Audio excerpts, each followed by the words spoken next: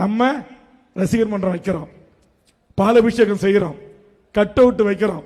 உனக்கு குடிக்க தண்ணி இல்லை, உன் விவசாய திட்டம் தென்பண்ணை துணையாறு திட்டம் இன்னும் வரல, உன் ஷிப்காட்ல பூரா பீகார் உத்தரப்பிரதேசம் வந்துட்டான். காவேரி பிரச்சனை வரும்போதெல்லாம் பக்கத்தில் கர்நாடகத்துக்காரன் அடிச்சு விரட்டுறான். அங்கிருந்து ஒசூருக்கும் ராயக்கோட்டைக்கு நடந்தே வர மூட்டை முடிச்சிய கையில ஏத்திக்கிட்டு நம்முடைய தமிழினம் நாதியற்ற இடமா இருக்குது. கேரளாவில் அடிக்கிறான். ஐயப்பன் சாமி கோயிலுக்கு சாமி கும்பிட போன அங்க எங்க பார்த்தாலும் ஆறா ஓடுத, குளமா இருக்க, நீர் நல்லாவே இருக்குது, ஏன்டா இந்த தண்ணியை கொஞ்சம் முல்லை பெரியார்ல எங்களுக்கு திறந்து விட கூடாதா என்று ஒரு டீ கடையில கேட்டான்.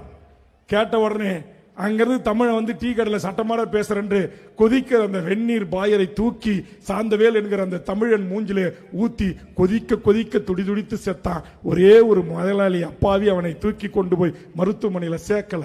பாலாற்றில் 55 அணையை கட்டிட்டான் சந்திரபாபு நாயுடு. ஒரே ஒரு ஆளு கேட்க நாதி இல்லை. இன்னைக்கு தாமிரபரணி தண்ணி அங்கே உற்பத்தி ஆகி தமிழ்நாட்டு மக்களுக்கே பயனடைஞ்சது.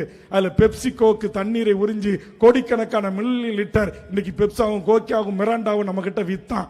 தமிழ்நாட்டில் ஒரு கட்சி கேட்கல. ஒரே ஒரு கட்சி 2000 பேரை திரட்டி அந்த கங்கை கொண்டான் பெப்சிகோக்கு ஆலையை முற்றுகையிட்டு தன் உயிரை போனாலும் பரவாயில்லை என்று காவல்துறையின் கண்ணீர் புகை குண்டுகளையும் லட்டியடிகளையும் தாங்கி ரத்தம் சிந்தி அந்த ஆலையை மூட வைத்த கட்சி தமிழக வாழ்வுரிமை கட்சி.